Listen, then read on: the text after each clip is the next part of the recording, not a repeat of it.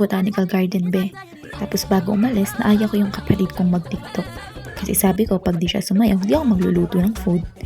Ayun, napasayaw ko naman. Nagpa-video ako dyan sa kapatid ko. Kasi sabi ko, gusto ko yung video na may background music na too many billion people running around the planet. Kasi hindi naging aesthetic. Kasi naman pa-epal yung kapatid ko.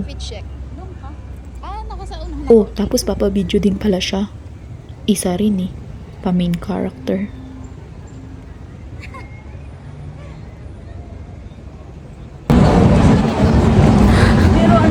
Hi guys, hindi na kami nag-shades ngayon. Tsaka nag-face mask.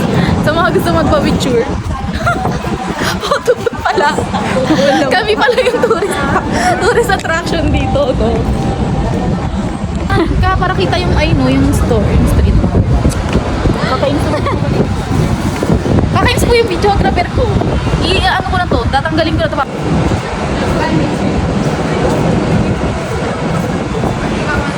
Aura. Sige pa. Video yan. Alam ko.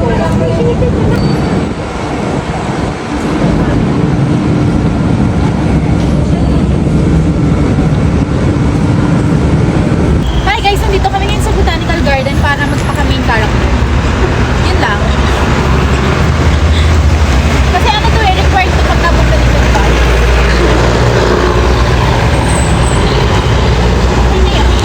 Yun lang yung pinunta doon. Picture din kita doon. Sige nak, picture kita doon nak. Ngiti ka nak, ngiti. Ngiti ka nak. Jollibee tayo later ha. Ngiti. Waki nak, waki naman, waki. Yan, very good. Pakak ka dyan na. Pasabog. Oh. To my eyes, drumming my feet. Come on. Pakita ko sa inyo guys yung view na makikita natin.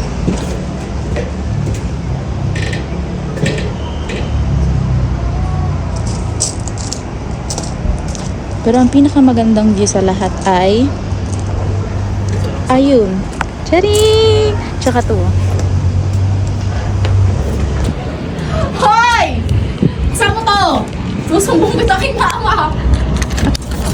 Ate! Tatawagan ko si mama. Sumbong mama. Saan mo na?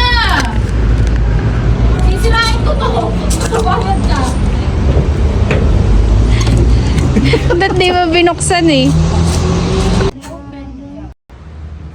Long orte. Kumikimot pa nga. Sabi ko, bibidyoan ko lang yung pagpasok mo. Ba't rumampa ka pa? Hi be, alam mo, malamang mo ang sasabihin ko kasi for sure mag-isa ka lang nanonood neto. Ikaw Hindi, mo kasi malamang, alam nga naman, kung pagkakita mo ng video ko na nag-upload ako, tawagin mo yung sambayanan mo para sabay-sabay nyo kung panoorin. Malamang, ikaw lang mag-isa ang nanonood nito, kaya ikaw lang ang kinakausap ko. Gagala kami ni ate ngayon. Wala kaming kasama. Since nandyan ka na at nanonood, samahan mo na kami. Para may silbi ang panonood mo. Kung ayaw mo, skip ka na. Guys, ang ganda. Oh, at nandiyan ka pa. Ba't di ka pa nag-i-skip? Gusto mo sumama, no? Tara.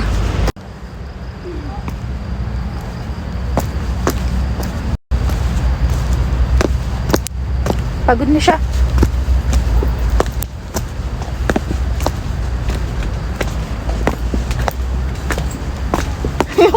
yung flashlight sa akin nakatutok. Maligtad na daan sa daan. para makita ko ng mga makakasalubong natin. sayang yung Makapakan ka kasi. sayang yung pinunta ko dito, di ba? Kung hindi ninyo makikita. Outfit check tayo guys.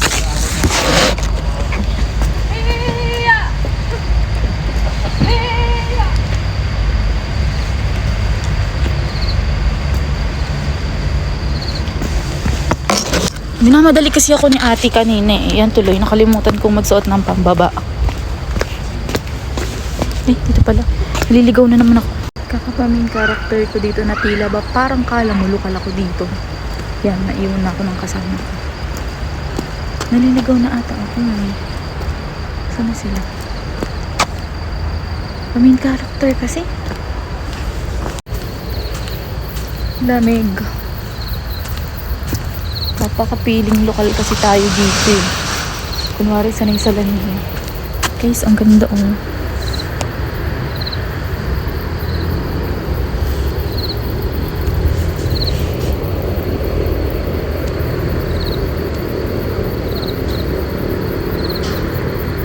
Ito pa lang.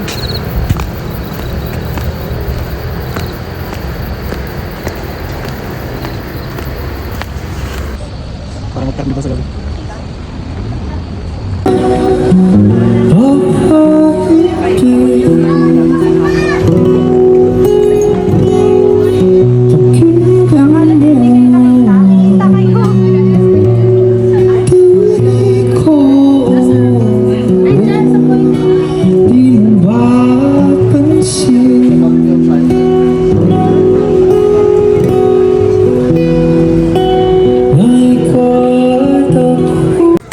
Bumili na nga lang kami dyan ng shawarma rice para sa dinner namin.